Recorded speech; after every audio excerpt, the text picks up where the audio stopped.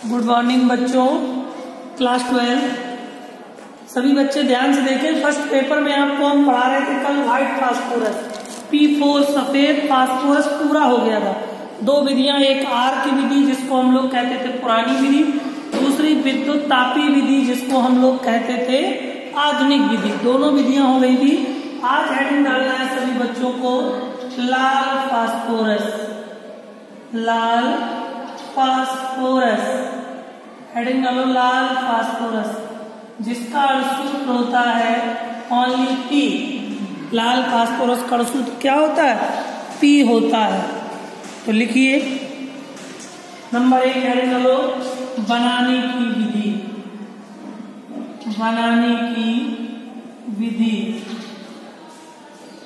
बनाने की विधि लिखिए। बनाने की विधि में बोले डालिए अपना आइडिया बेटा, लिखो। बनाने की विधि में एक बात और सभी बच्चों से बता दें, जिसको ना समझ में आए तो आप लोग आपस में कोई स्टूडेंट एक दूसरे से बहस ना करें, सीधे डायरेक्ट आप हमसे कहें कि सर ये प्रॉब्लम है, हम उसको सॉल्व करेंगे। कोई बच्चा नहीं सॉल्व करेगा, आपस में छोटे बच्चों की तरह लड़ने लगते हैं। चलो लिखो, सफेद फास्फोरस हो गया, लाल फास्फोरस को बनाने की विधि लिखिए बेटा। सफेद फास्फोरस को निष्क्रिय वातावरण की प्रेजेंट में, निष्क्रिय वातावरण की उपस्थिति में 240 डिग्री सेल्सियस पर, 240 डिग्री सेल्सियस पर गर्म करके, 240 डिग्री सेल्सियस पर गर्म करके लाल फास्फोरस बनाती है। लाल फास्फोरस बनाती है। लाल फास्फोरस बनाती है। लाल फास्फोरस बनाती है। सबको पता है सफेद फास्फोरस का सूत्र P4 होता है। 240 डिग्री सेल्सियस पर गर्म कर रहे हैं और निष्क्रिय वातावरण की प्रेजेंस में, तब बनता है केवल P। आगे 4 लग जाएंगे बस। सफेद फास्फोरस ये होता है। सफेद फास्फोरस को 240 डिग्री सेल्सियस पर निष्क्रिय वातावरण से प्रोवाइड करने पर P लाल फास्फोरस बनता है। ठीक है, अब हेडिंग डालो इसके भौतिक गुण लाल फास्फोरस के। हेडिंग डालो लाल फास्फोरस के भौतिक गुण। लिखो पहला नंबर, लाल फास्फोरस लाल रंग का क्रिस्टलीय चूर्ण होता है। लाल फास्फोरस लाल रंग का क्रिस्टलीय चूर्ण होता है। लाल फास्फोरस लाल रंग का क्रिस्टलीय चूर्ण होता है। दूसरा, यह विषैला नहीं होता। कल बताया था व्हाइट फास्फोरस, सफेद फास्फोरस जो होता है वो विषैला होता है, लाल वाला विषैला नहीं होता। लिख लो, यह विषैला नहीं होता है। यह विषैला नहीं होता है। तीसरा, यह सामान्य ताप पर स्थायी होता है। यह सामान्य ताप पर स्थायी होता है। यह सामान्य ताप पर स्थायी होता है।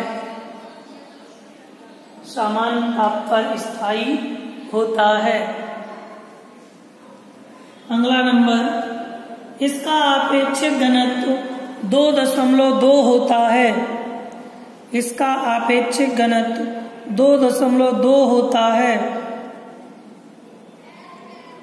2.2 होता है। 2.2 होता है बस। अगली हेडिंग डालो रासायनिक गुण। रासायनिक गुण नंबर 1 वायु से क्रिया। हेडिंग डालो रासायनिक गुण वायु से क्रिया। किसके रासायनिक गुण? लाल फास्फोरस P के रासायनिक गुण वायु से क्रिया करने से पहले इसमें केवल थोड़ा सा लिख लो, इंपॉर्टेंट है इसलिए लिख लीजिए।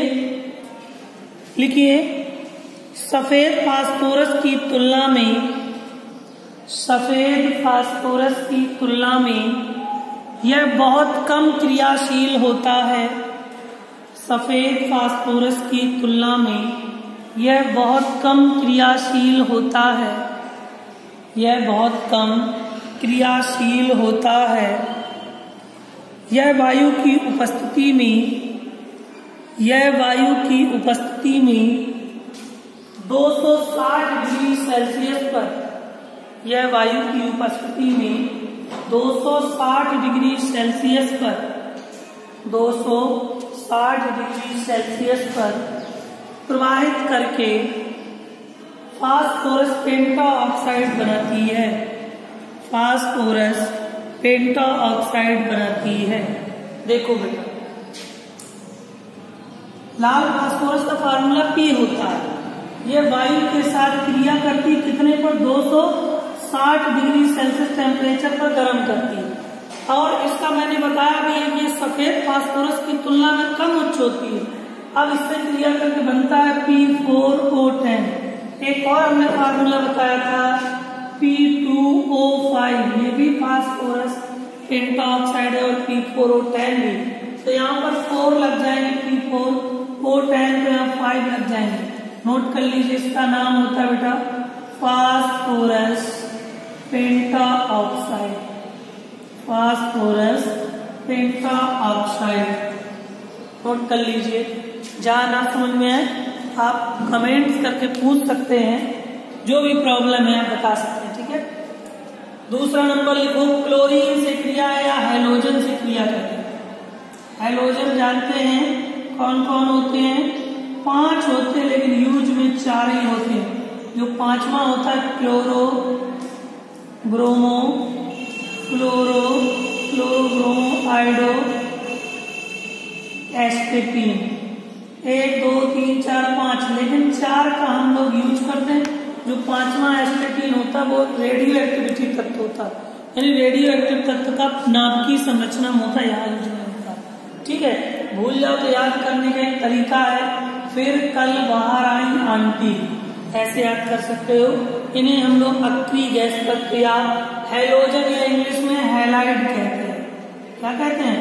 हैलाइड एलिमेंट्स इंग्लिश में कहते हैं, यानी कि हैलोजन तत्व। तो क्लोरीन से क्रिया लाल फास्फोरस PCl2 से क्रिया करके PCl5 बनाती है, फास्फोरस पेंटाक्लोराइड। जरूरी नहीं कि फास्फोरस पेंटाक्लोराइड बनाए, फास्फोरस ट्राइक्लोराइड भी बना सकते PCl3। अब P1 है तो P1 Cl5 है, विषम नंबर यहाँ 2 लगा दो, P2 तो P2, Cl5 दूनी 10, Cl5 दूनी 10, यहाँ भी 2 लगा दो, P2 Cl3 दूनी 6, Cl3 दूनी। नोट कर लो, नोट करते चलो, नीचे ठीक है। तीसरा नंबर लिखिए सभी लोग। नंबर 3 लिखो, रासायनिक गुण में सोडियम से क्रिया, यानी 4 धातुओं से कह दे या कह दे सीधे आपको धातुओं से क्रिया। एक पहचान हमने बताई थी कि धातुएं कौन कौन सी होती हैं। सीधे सीधे जिन तत्वों के इलेक्ट्रॉनिक विन्यास करने में बाहरी कोश में 1 या 2 आ जाए इलेक्ट्रॉनिक विन्यास, वो सभी धातुएं होती हैं। क्या होती हैं? 1 2 3 तक आ जाए वो सब क्या होती हैं? धातुएं होती हैं। तो सोडियम भी एक धातु है, या कह सकते हो 4 धातु से क्रिया, या केवल धातु से, या कह सकते हो डायरेक्ट सोडियम से क्रिया। देखो पढ़ रहे हैं आप लोग, लाल phosphorus P, sodium Na gives Na3P, बताओ काय का सूत्र होता है? P 3 क्यों लगाया बता सकती हूँ? 3 किसकी वैलेंसी? P की। Very good. फास्फोरस की वैलेंसी 3 होती है इसलिए लगा।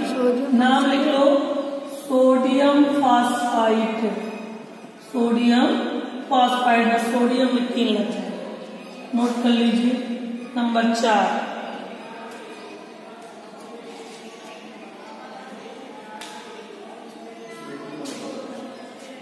हो गया।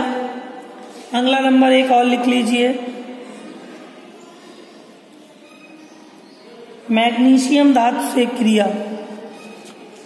मैग्नीशियम धातु से क्रिया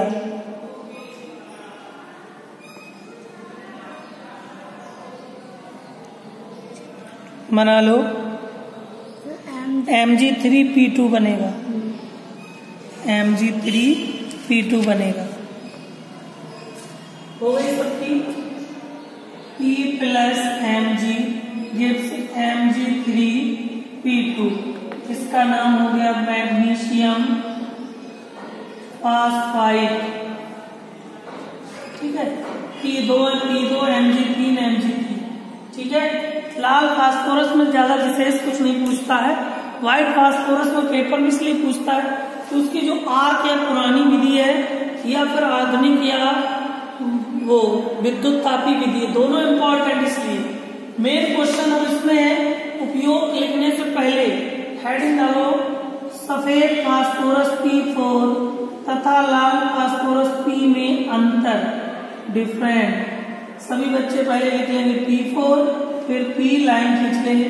P4 को बेटा कहते हैं सफेद फास्फोरस और P को कहते हैं लाल फास्फोरस।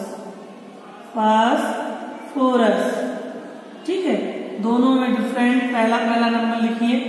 ये क्वेश्चन 1 नंबर 2 नंबर पूछ सकता है, व्हाइट फास्फोरस और रेड फास्फोरस में अंतर। तो डालो हेडिंग पहले सफेद फास्फोरस P4 और लाल फास्फोरस। लिखिए पहला नंबर, लिखो बेटा सफेद फास्फोरस में लिखिए इसकी गंध लहसुन जैसी आती है। इसकी गंध लहसुन जैसी आती है।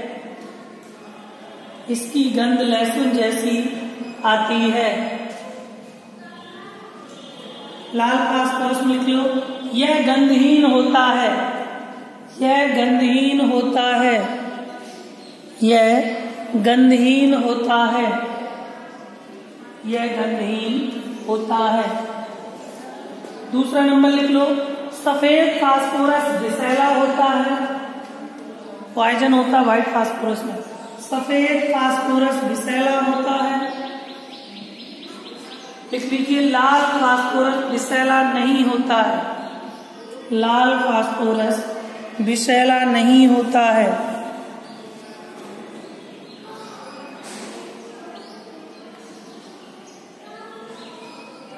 अगला सफेद फास्फोरस में तीसरा लिखिए यह मोम जैसा पारभासी ठोस होता है। यह मोम जैसा पारभासी ठोस होता है। यह मोम जैसा पारभासी ठोस होता है। लाल की तरफ लिख लीजिए। लाल की तरफ लिख लीजिए यह क्रिस्टली और ठोस होता है। लाल फास्फोरस क्रिस्टली और ठोस होता है। क्रिस्टली और ठोस होता है। एक एक पॉइंट और लिख लो। सफेद फास्फोरस का लास्ट पॉइंट लिख लीजिए इसका ज्वलन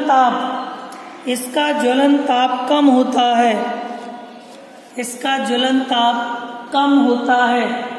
यह वायु में आसानी से जल जाता है। कपूर मान लो एक तरह से व्हाइट फास्फोरस कपूर में पाया जाता है। यह वायु में आसानी के साथ जलता है। लाल फास्फोरस माचिस में पाया जाता है, माचिस की तीली में, तो वो वैसे भी हवा चले तो जलते ही नहीं।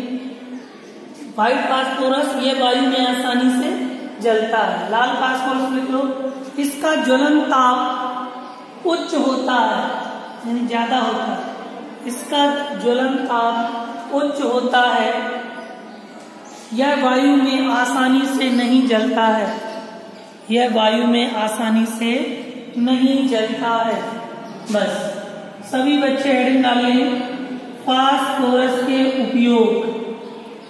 फास्फोरस के उपयोग यूज, यानी दोनों फास्फोरस के P4 के और P के सफेद और लाल फास्फोरस के उपयोग लगभग 90% सेम होते हैं। ठीक है, तो उपयोग दोनों के और लिख लो तो फास्फोरस आपका पूरा कंप्लीट हो जाएगा। White, red, physical, chemical. ठीक है, लिख लो बेटा उपयोग। गर्मी लग रही है, बहुत तेज है खांसी, बहुत गर्मी है। उपयोग लिखो पहला, देखो फास्फोरस का उपयोग। फास्फोरस का उपयोग स्मोक स्क्रीन के निर्माण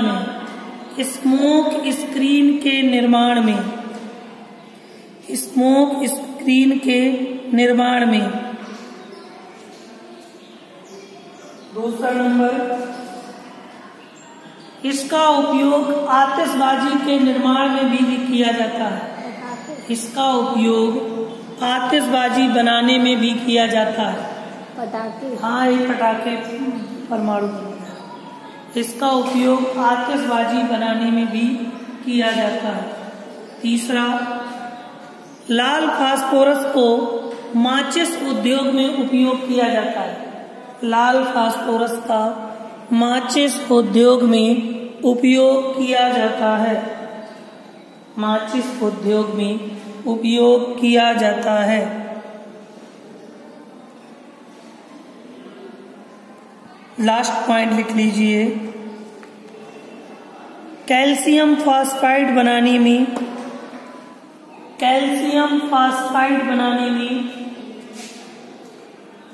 जिसका उपयोग होम्स सिग्नल, ये नाम बेटा पता बहुत इंपॉर्टेंट है। होम्स सिग्नल, पता क्या होता है ये?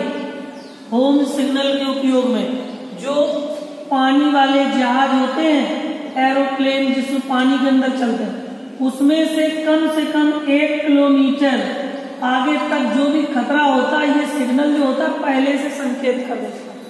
समझ रहे?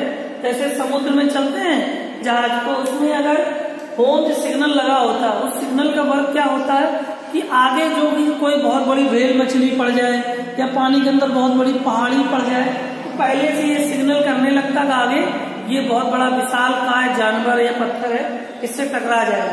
तो होम सिग्नल का उपयोग क्या करते हैं? जहाज में संकेत करने का उपयोग करता है। ठीक है, तो इसमें फास्फेट कैसे मिला होता? नहीं, किसी टकरान के एक आदमी और मर जाएगा। होम सिग्नल का उपयोग जहाज में संकेत करने के लिए किया जाता है। इतना इस तरह से आपका कंप्लीट होता है।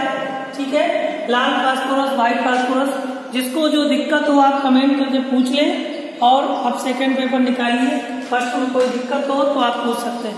ठीक है, कल तक के नेक्स्ट वीडियो के लिए जय हिंद।